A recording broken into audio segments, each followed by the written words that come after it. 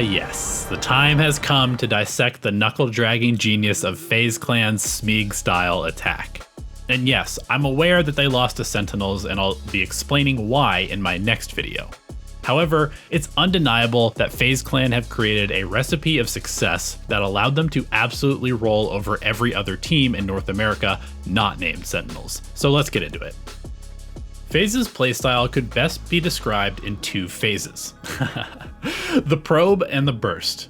Blessed with so many exceptional aimers, FaZe usually begins rounds in a sort of condensed default where Baby Bay, Marved, and Corey all look for individual duels along the defensive front lines.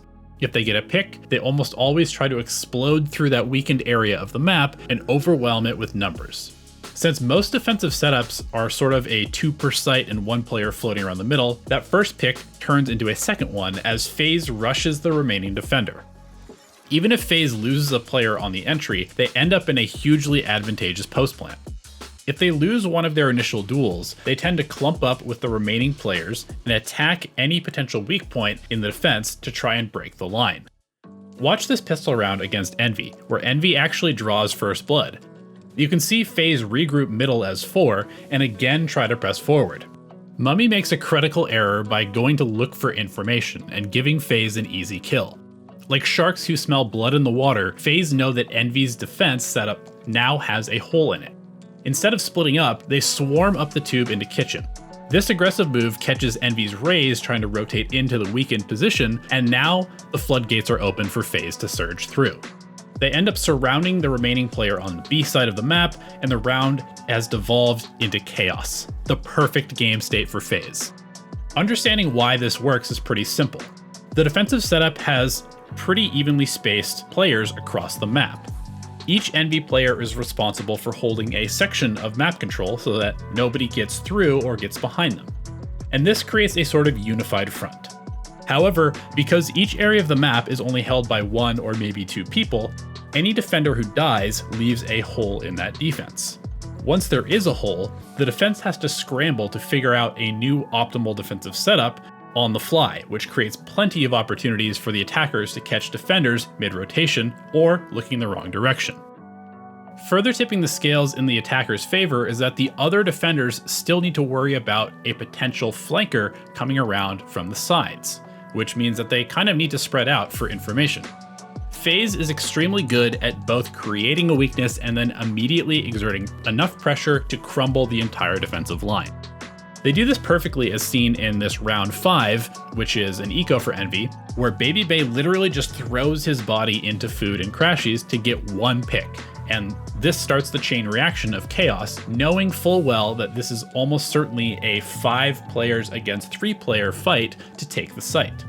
When the dust settles, it's the spike planted with a 4 against 2 for FaZe and the gun advantage, making the round almost completely unwinnable for Envy. Round 7 is a really beautiful example of how FaZe abuses basic math to set up a massive advantage. FaZe almost immediately gives away that they are coming A site, and the early rotation from Envy's rays makes this a 5 against 4 in favor of the attackers, with Killjoy solo anchoring B site. And 5 against 4 is a pretty hefty take, but still, FaZe has a numbers advantage. It seems like in FaZe's mind, if each person on their team gets exactly 1 kill and then dies, they will win the fight with the last man standing. So that's what they do. As soon as Baby Bay gets the first kill, this round is as good as over, because even though FNS is now making his way to reinforce the site, it's still a 5 against 4, since an Envy player has died. And by simple math, that favors FaZe. I know it's not actually that simple, but there is some logic behind it if you are confident that each one of your players is good for winning 1 duel before dying. As soon as FaZe has the advantage, all they have to do is just make sure each person gets traded and the round is theirs. FNS uses his lockdown to try and delay the plant and potentially reset the round, to which FaZe responds by resurrecting their downed player and falling back as 5 strong. You can see now that Envy knows they have absolutely no control over the map, and it's entirely possible that FaZe could just charge their way over to the B site and plant, so Envy spreads out again to some extent. This might be a tactically sound decision against most teams, but FaZe is not planning on splitting up their strength and numbers advantage. Even if all 3 remaining Envy members had stayed on site, FaZe is going to take this fight 100% of the time. They just took a 5 against 4 after all. Of course, with only 2 members on site, Envy gets easily cleaned up and FaZe takes another round. Moving on to round number 9, this is a full rifle round, which shows one more facet of FaZe's attack. The pressure that FaZe has exerted has lured Envy into fighting back for their territory, which is not always a bad thing.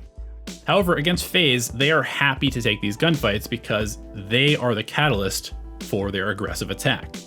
Baby Bay finds an early pick on Mummy, who challenges his walk onto the belt area, and as soon as the pick happens, you can see that Envy rushes forward to try and reinforce this point of the map and potentially punish FaZe if they happen to be split up on a default or something like that. Again, Baby Bay dies, but Marv finds a trade by picking off Phoenix as Envy retreats to site. FaZe has the numbers advantage again, which makes Envy feel pressured to try and find out whether they are going to hit A still or rotate to B. Instead of making a move, FaZe has frozen their attack, and they are just holding angles. So you can see that when FNS and Crashies both try to probe for information at the same time and find out what FaZe is doing, this walks right into FaZe's trap as the Sova dies. From there, it's just a matter of trading out the round once again, and FaZe is able to clean up another one on their way to crushing a very experienced and tactically sound team. The FaZe style of attack is certainly not unbeatable. We saw it in the very next game.